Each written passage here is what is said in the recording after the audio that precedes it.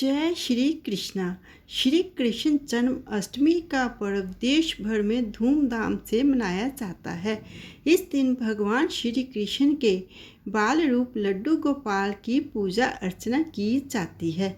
इस दिन लोग घर के मंदिर को झांकियों से सजाते हैं और आधी रात को कान्हा को 5 अमृत से स्नान कराते हैं। हिंदू धर्म ग्रंथों के अनुसार भगवान श्री कृष्ण का जन्म भाद्रपद मास के कृष्ण पक्ष की अष्टमी तिथि को रोहिणी नक्षत्र में आधी रात को हुआ था। श्री कृष्ण जन्म अष्टमी के दिन लड्डू गोपाल को प्रसन्न करने के लिए कई तरह के पकवान आदि बनाए जाते हैं। उन्हें झूला झुलाया जाता है। ज्योतिष शास्त्र में जन्माष्टमी के दिन किए जाने वाले कुछ उपाय भी किए जाते हैं, जिन्हें करने से व्यक्ति की मनोकामनाएं पूरी होती हैं और जीवन में सुख संपन्नता आती है। लड्डू गोपाल को बांसुरी करें अर्पित। भगवान श्री कृष्ण को बांसुरी अति प्रिय है, इसलिए जन्माष्टमी के दिन भगवान श्री कृष्ण को चांदी की बांसुरी अर्पित करनी चाहिए। मानता है कि ऐसा करने से जीवन के सभी दुख दर्द दूर होते हैं और धन संपन्नता का आगमन होता है। नंबर 2, पान का पत्ता करें अर्पित। आर्थिक स्थिति में कई प्रयासों के बाद भी सुधार नहीं हो पा रहा है, तो श्री कृष्ण जन्माष्टमी के दिन भगवान श्री कृष्ण को पान का पत्ता अर्पित करना चाहिए। जन्माष्टमी के अगले दिन उस पान के पत्ते पर रोली से श्री चंद्र लिखकर धन के स्थान पर रखें। मानता है कि ऐसा करने से आर्थिक तंगी से छुटकारा मिलता है। नंबर 3, शंख से अभिषेक करें। जन्माष्टमी के दिन लड्डू गोपाल का शंख से अभिषेक करना अत्यंत शुभ माना जाता है। मानता है कि ऐसा करने से आर्थिक स्थिति में सुधार होता है, आर्थिक संपन्नता घर आती है। माखन व मिश्री का लगाएं भोग। जन्माष्टमी की आधी रात को भगवान श्री कृष्ण को माखन व मिश्री का भोग लगाना चाहिए। भगवान श्री कृष्ण माखन व मिश्री अति प्रिय है।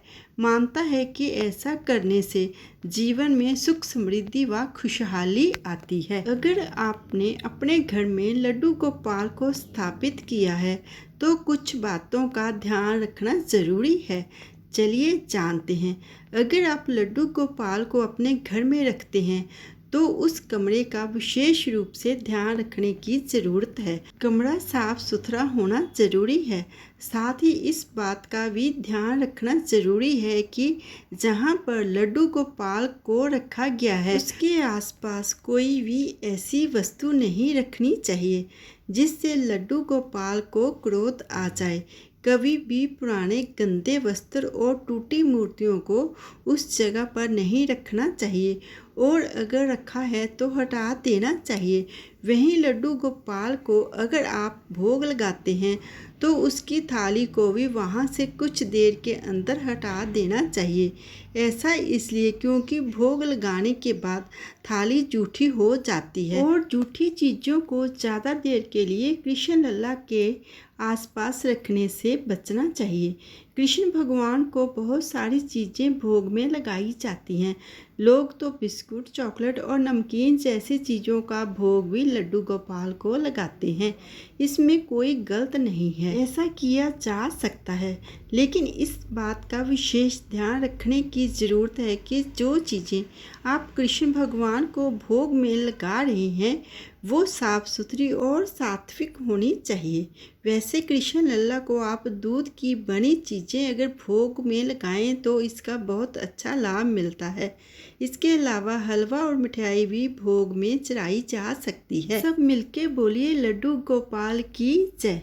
जन्माष्टमी की तिथि 2024 में 26 अगस्त को कृष्ण जन्माष्टमी मनाई जा रही है। इस दिन अष्टमी तिथि का आरंभ सुबह 3:39 पर होगा और इसका समापन 27 अगस्त की रात 2:19 पर होगा। रोहिणी नक्षत्र की बात करें तो इसकी शुरुआत दोपहर 3:55 पर होगी और इसका समापन 27 अगस्त को दोपहर 3:38 पर होगा। बोलिए लड्डू गोपाल की जय। फ्रेंड्स, अगर आपको मेरी वीडियो अच्छी लगे लाइक करना, शेयर करना। जो मेरी वीडियो पर पहली बार आए हैं प्लीज़ वो मेरे चैनल को सब्सक्राइब कर देना। सब्सक्राइब करना बिल्कुल फ्री है और जिन्होंने सब्सक्राइब करके रखा उनका दिल से धन्यवाद करती हूँ। श्री कृष्ण जी की कृपा सबके ऊपर बनी रहे। आप सबको कृष्ण जन्माष्टमी की हार्दिक शुभकामनाएं। सब मिलके बोलिए लड्डू गोपाल की जय।